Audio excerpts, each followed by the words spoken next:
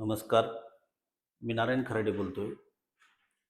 अखिल भारतीय शिवछत्रपती जंजिरा वर्तमानपत्रासोबत आज छत्रपती संभाजीनगर येथून दिनांक 13/6/2026 रोजी आपल्याशी मी चौथ्यांदा संवाद साधत आहे. मी आजचा विषय घेऊन आलेलो आहे, जागतिक आर्थिक संकट आणि भारत देश. या विषयावर मी आपल्याशी संवाद साधणार आहे. भारतासाठी ही संकट नवीन वेळ नाही. स्वतंत्रपूर्व काळापासूनही अशी युद्ध झालेली आहेत, जी की 28 जुलै 1914ला हंगेरी आणि ऑस्ट्रियाच्या कारणामुळं पहिलं महायुद्ध भडकलं आणि जे महायुद्ध 11 नोव्हेंबर 1918ला संपलं. या युद्धामध्ये 2-3 कोटी लोक, नागरिक, देश, सैन्य मारलं गेलं. अब्जावधी डॉलर्सचे नुकसान झाली. भविष्यामध्ये असं युद्ध होणार नाही म्हणून राष्ट्रसंघाची निर्मिती करण्यात आली. आणि या राष्ट्रसंघाची निर्मिती करत असताना या दरम्यान भारत स्वातंत्र्याची चळवळ देखील सुरू होती. ज्यामध्ये ब्रिजेशसिंह पाल, लाला लजपत राय, लोकमान्य टिळक अशी मंडळी तेव्हा सक्रिय होती. त्यानंतर 1920 नंतर महात्मा गांधीनं स्वातंत्र्य आंदोलनाचं नेतृत्व स्वीकारलं. दरम्यान सशस्त्र आझाद हिंद सेनाही सक्रिय होती, ज्याच्यामध्ये चंद्रशेखर आझाद, सुखदेव, भगतसिंग, राजगुरू, सुभाषचंद्र बोस आझा ही सुद्धा मंडळी चलत होती. ज्यावेळेस त्यानंतर राष्ट्रसंघाला दुसरं महायुद्ध रोखण्यात अपयश आलं. कारण त्या दुसऱ्या महायुद्धाचे कारणीभूत ठरले ते मुसोलिनी इटलीचे आणि हिटलर जर्मनीचे. जर्मनीवर आलेले निर्बंध हे दुसऱ्या महायुद्धाचं कारण ठरलं. ज्या महायुद्धामध्ये जी महायुद्ध सप्टेंबर 1939ला सुरू झालं आणि सप्टेंबर 1945ला जपानच्या अमेरिकेने नागासाकी आणि हिरोशिमा या ठिकाणी अणुबॉम्ब हल्ल्यानंतर हे युद्ध संपलं. जपानने आत्मसमर्पण केलं. त्यावेळी जगामध्ये 8 ते 10 कोटी नागरिक सैन्य मारलं गेलं आणि हे सैन्य मारल्या गेल्यानंतर इतकी मोठी नुकसान झाली अब्जावधी डॉलरची, की सगळं जग आर्थिक अडचणीत आलं होतं. त्या परिस्थितीमध्ये भारतासमोर फार मोठं आव्हान होतं स्वातंत्र्य मिळवण्याचं.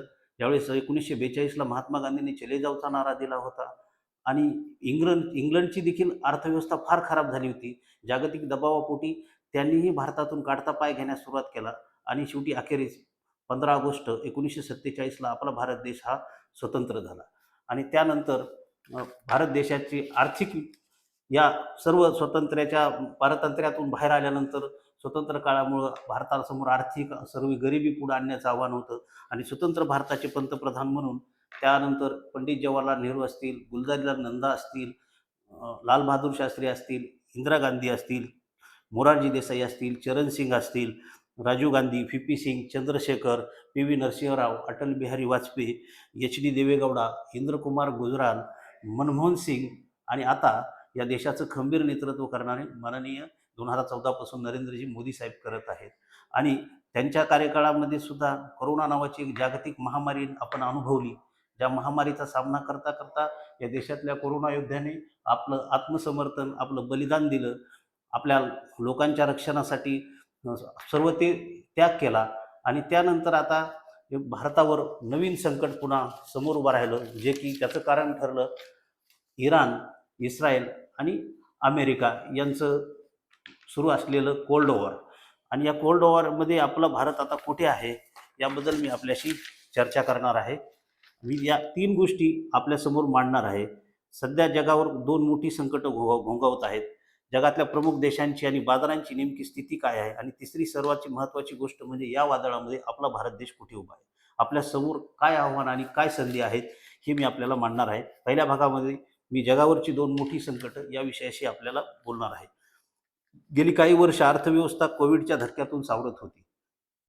या वर्षाच्या सुरुवातीला जानेवारी 26 मध्ये आंतरराष्ट्रीय नाणेनिधीस IMF वाटत होतं की जग साधारण 3.3% स्थिर गतीने वाढेल आणि महागाई हळूहळू कमी होईल. पण नियतीच्या मनात वेगळंच होतं.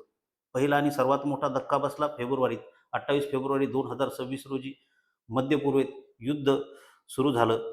या एका घटनेने जगाच्या अर्थकारणाचं संपूर्ण गणित उलटं-पालटं केलं. परिस्थिती इतकी बदलली की IMFला यंदाच्या आपल्या अहवालाचं नावच द्यावं लागलं, युद्धाच्या छायेतील जागतिक आर्थिक व्यवस्था. दुसरा धक्का म्हणजे व्यापार वाढ. अमेरिकेने जगभरातल्या अनेक मोठमोठ्या आयात कर, टॅरिफ लावले आणि ही गोष्ट आपल्यासाठी विशेष महत्त्वाची आहे. कारण अमेरिकेने भारतावर तब्बल 50% आयात कर लागला. या दोन गोष्टीचा एकत्रित परिणाम काय झाला ते आता आकड्यामध्ये आपण पाहूया. युद्धामुळे जगाची ती 3.3% वाटचाल थांबली आणि IMFने यंदाची जागतिक विकास दर घसरून 3.1% वर येईल, तर महागाई वाढून सुमारे 4.4% वर जाईल असा अंदाज वर्तवला.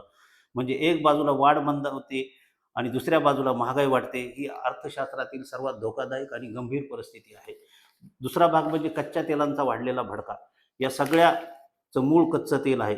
युद्ध सुरू झालं आणि तेलाने आग ओकणं सुरू केलं. युद्धापूर्वी 27 क्रूड ऑइल म्हणजे 27 फेब्रुवारीला क्रूड ऑइल कच्चं तेल बॅरल मागे सुमारे ₹72 होते. ते उसळून शिखरावर पोहोचलं, म्हणजेच $120 पर्यंत गेलं. एकट्या मार्च महिन्यात तेलाचे भाव 91% वाढले. ही 1990च्या आखाती युद्धानंतरची सर्वात मोठी मासिक वाढ ठरली. याचं कारण म्हणजे होर्मुझची समुद्रधनी. जगाचं बरंचसं तेल या चिंचोळी मार्गातून वाहतं आणि नेमका तोच मार्ग धोक्यात आल्या. आज काहीशी शांतता असून परिस्थिती थोडी निवळली आहे. अमेरिका, इराण वाटाघाटीच्या आशेने तेल आणि बॅरल मागे $94 ते $95 आसपास आला आहे.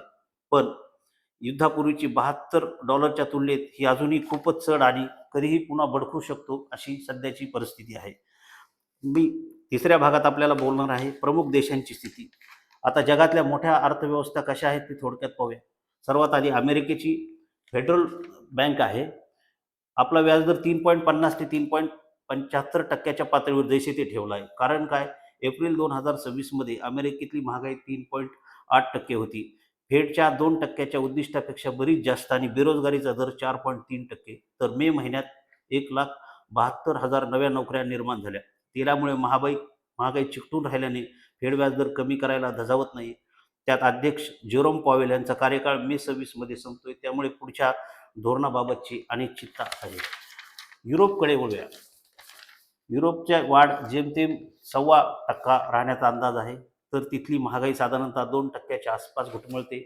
एकूणच अमेरिका, युरोपसारख्या प्रगत देशाची वाढ यंदा सुमारे 1.25% राहिली. चीनची गोष्ट वेगळीच आहे. चीनची वाढ 2025 मधल्या 4.8% वरून सुमारे 4.2% पर्यंत मंदावेल. गंमत म्हणजे महागाईशी झुंजत असताना चीनची उलट अति कमी महागाईची म्हणजे मंदी सदृश्य परिस्थिती चिंता आहे. जपानची वाढ तर अर्धा टक्काच राहण्याची शक्यता आहे. म्हणजे विकसित जग थकलंय, चीन मंदावते आणि सगळीकडं अनिश्चित आहे. अशा वातावरणात जगाचं लक्ष कुठं लागलंय? तर भारताकडे. भारताचं सोनेरी वर्ष. आता मला तुम्हाला अभिमानाची गोष्ट सांगायची की गेलं वर्ष भारतासाठी खऱ्या अर्थानं सोनेरी होतं. जानेवारी 26 मध्ये अर्थमंत्री निर्मला सीतारामन यांनी मांडलेल्या आर्थिक पाहणी अहवालानुसार 25-26 या वर्षात भारताचा विकास दर 7.4% राहण्याचा अंदाज होता, जो आधीच्या वर्षीच्या 6.5% बराच जास्त आहे. सप्टेंबरच्या तिमाहीत तर देशाने 8.2% वाढ नोंदवली आणि हे सगळं कशाच्या जोरावर? तर देशात अंतर्गत मागणीच्या खाजगी उपभोग खर्चाचा वाटा GDP 61.5% वर पोहोचला, जो 2011-12 नंतरच्या सर्वोच्च आहे.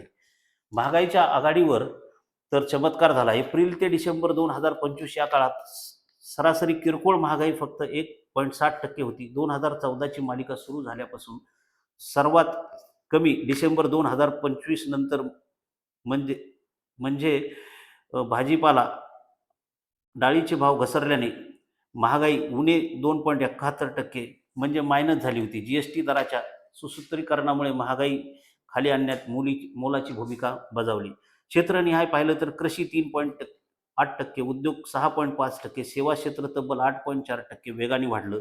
आपली परकीय गंगाजळीची विक्रमी पातळीवर पोहोचली. जानेवारी 2026 मध्ये ते 1.4 अब्ज डॉलर इतकी ऐतिहासिक उच्चांकावर होती. ही गंगाजळी जवळपास 11 महिन्याच्या आहेत इतकी आणि देशाच्या परकीय कर्जाच्या 94% इतकी म्हणजे बाह्य धक्क्याविरोधात एक भक्कम ढाल होती. बाह्य व्यापारही नियंत्रणात होता. चालू खात्यातील तूट 25-26च्या पहिल्या सहामाहीत फक्त 0.8% होती, जी मागच्या वर्षात 1.3% कमी आहे. वित्तीय तूट 4.4% आत ठेवण्याचे उद्दिष्ट आणि डिजिटल क्षेत्रातल्या नव्या गुंतवणुकीत भारत जगात पहिल्या क्रमांकावर असून 2020-24 मध्ये 114 अब्ज डॉलरची गुंतवणूक आकर्षित केली गेली. गेल्या 5 वर्षात 8 मुक्त व्यापार करारही केले. हे चित्र पाहून इंटरनॅशनल मॉनिटरी फंडने ही कौतुक केले. भारताची अर्थव्यवस्था चांगली कामगिरी करते. बँक आणि उद्योग क्षेत्र मजबूत आणि बुडीत कर्ज अनेक वर्षाच्या निच्चांकावर राहत आहे, असे नमूद केले. IMFने असे नमूद केले. आता आव्हान समोर आहे. वर्तमानाकडे वळूया आणि इथं थोडं गंभीर होऊयात. युद्ध आणि व्यापार युद्ध या दोन्हीच्या झळा आता भारताला जाणवू लागल्या आहेत. आपण लागणाऱ्या तेलापैकी बहुतांशी तेल हे आयात करतो. त्यामुळे तेल महागलं की आपली अडचण वाढते. त्यात भर पडली अमेरिकेच्या दबावाची. अमेरिकेच्या दबावामुळे भारतीय रिफायनरींना स्वस्त रशियन तेलाची खरेदी कमी करून महागडे पर्याय निवडावे लागले. परिणामी डिसेंबर 2025च्या तिमाही वस्तू व्यापारातील तूट 93.6 अब्ज डॉलरवर गेली आणि चालू खात्यातील तूट 13.2 अब्ज डॉलरवर पोहोचली. सुदैवाने सर्व क्षेत्रातील 57.5 अब्ज डॉलरच्या निर्यात नफ्याने या तुटीला बराच आधार मिळाला. या सगळ्याचं प्रतिबिंब कालच्या 5 जून 2026च्या रिझर्व्ह बँकेच्या पतधोरणात स्पष्ट दिसलं. गव्हर्नर संजय मल्होत्रा यांनी रेपो दर 5.25% कायम ठेवला, पण पुढच्या आर्थिक वर्षाचा विकास दर 6.6% खाली आणला आणि महागाईचा अंदाज 4.6 वरून 5.1% वाढवला. याचं कारण पश्चिम आशियातील घडामोडी व चढे तेलभाव हेच सांगितलं. वाढ मंदावणे आणि महागाई वाढणं याला अर्थतज्ञ स्टॅगफ्लेशनचा धोका म्हणतात. गोल्डमॅन सॅक्स सारखे जण भारताची वाढ 5.9% खाली येईल असं म्हणतात. तुलनेसाठी सांगतो, 50% अमेरिका आयात कर कायम राहिला तर फायनान्शियल 27 मध्ये वाढ 6.2% मर्यादित राहील असा IMFचा अंदाज आहे. रुपयावरही दबाव आहे. आज एक डॉलरसाठी सुमारे 95 रुपये 36 पैसे मोजावे लागत आहेत. रुपया सावरण्यासाठी सरकार आणि रिझर्व्ह बँकेने पावले उचलली आहेत. परकीय गंगा जळीवरचा ताण कमी करण्यासाठी सरकारने सोन्यावरचा आयात शुल्क 6 वरून 15% नेलं आहे. आज बाजारात सेन्सेक्स सुमारे 74,243 आणि निफ्टी सुमारे 23,367 पातळीवर सावध पवित्र्यात आहेत. पेट्रोल आजच्या घडीला 111 रुपयाच्या पुढं गेलेले आहे. अनिश्चितच्या काळात गुंतवणूकदार सुरक्षित आसऱ्याकडे वळतात आणि तो आसरा म्हणजे सोनं विक्रमी उंचीवर पोहोचला आहे. 24 कॅरेट सोन्याचा भाव 1.5 लाख रुपयाच्या आसपास आहे, म्हणजे 10 ग्रॅमला 1.5 लाख. चांदी किलो मागे 2,65,000वर गेली आहे. वर्षभरात सोन्याच्या फंडांनी जवळपास 27% परतावा दिला आहे. जोखीम आणि संधी. जगाचं भवितव्य आज बऱ्याच अंशी 2 प्रश्नावर अवलंबून आहे. हे युद्ध किती लांबतं आणि तेलाचा पुरवठा किती विस्कळीत राहतो. आणि दुसरा मुद्दा आहे की अमेरिकाबरोबरचं व्यापार युद्ध आणि टॅरिफचं संकट किती लवकर निवळतं. युद्ध लांबलं तर भूराजकीय तणाव वाढेल किंवा कर्जाचे डोंगर वाढेल तर जगाची स्थिती बिघडू शकते, असा इशारा IMFने दिला आहे. भारतासाठी ही एक कसोटीची वेळ आहे. भारतासाठी म्हणजे आपल्या सर्वांसाठी, की पुढच्या काही महिन्यात तेल, महागाई, रुपये हे तांगडं सावधपणे सांभाळावं लागेल. वित्तीय शिस्त राखावी लागेल आणि अमेरिकेबरोबरच्या व्यापार वाटेघाटी यशस्वीपणे कराव्या लागतील. पण संधी तितक्याच मोठ्या आहेत. जागतिक कंपन्यांमध्ये चीन एक धोरणाखाली चीनला पर्याय शोधत आहेत. उत्पादन, तंत्रज्ञान, मजबूत सेवा क्षेत्र, तरुण मनुष्यबळ, युरोप, ब्रिटनसारख्या देशाशी सुरू असलेल्या व्यापार करारांच्या जोरावर भारत त्याआधी संधीचं सोनं करू शकतो. आणि सर्वात महत्त्वाच्या एवढ्या अडचणीनंतर भारत आजही जगातली वेगानं वाढणारी मोठी अर्थव्यवस्था आहे, हे विसरता कामा नये. हे वादळ मोठं आहे, व्यापार युद्ध आहे, महागाई आहे, अनिश्चित आहे, पण या वादळात भारताची नौका तुलनेत भक्कम आहे. नियंत्रित तूट, मजबूत बँका आणि प्रचंड देशांगीत मागणी या तिच्या शेळा वारा भरत आहेत. गरज आहे ती सावधपणाची, संयमाची, दूरदृष्टीची. आणि यासाठी आपल्याला आपल्या भारताचे पंतप्रधान, या महाराष्ट्र राज्याचे लाडके मुख्यमंत्री यांनीही आव्हान केलं आहे. काटकसरीनं जगायचं आहे आणि काटकसरीने जगून आपला भारत हा आपल्याला जागतिक पातळीवर पुन्हा उन्नत करायचा आहे. जसं दुसऱ्या महायुद्धानंतर रशिया, अमेरिका ह्या महासत्ता बनल्या, चीनसुद्धा महासत्तेच्याच उंबरठ्यावर आहे आणि आपल्याला भारताला सुद्धा जागतिक लेवलवर महासत्ता बनवायचं आहे. त्यामुळे त्यांच्या आव्हानाला आपल्याला प्रतिसाद द्यायचा आहे. आणि एक गोष्ट आपण लक्षात ठेवलं पाहिजे, अंधारानंतर प्रकाश येत असतो. त्यामुळे आपल्याला तिमिरातून तेजाकडे जायचं आहे. त्यासाठी देशाच्या सर्वोच्च व्यक्ती मोदी साहेब, महाराष्ट्राचे लोकप्रिय मुख्यमंत्री फडणवीस साहेब यांनी जे काटकसरीनं आपल्याला राहण्याचं आव्हान दिलं आहे, ते आपल्याला सगळ्याला तंतोतंत पालन करून आपला देश वाचवायचा आहे, देश आपल्याला मजबूत करायचा आहे. ही आपल्या समोरचं आव्हान आपण सगळे मिळून याला मात देऊयात.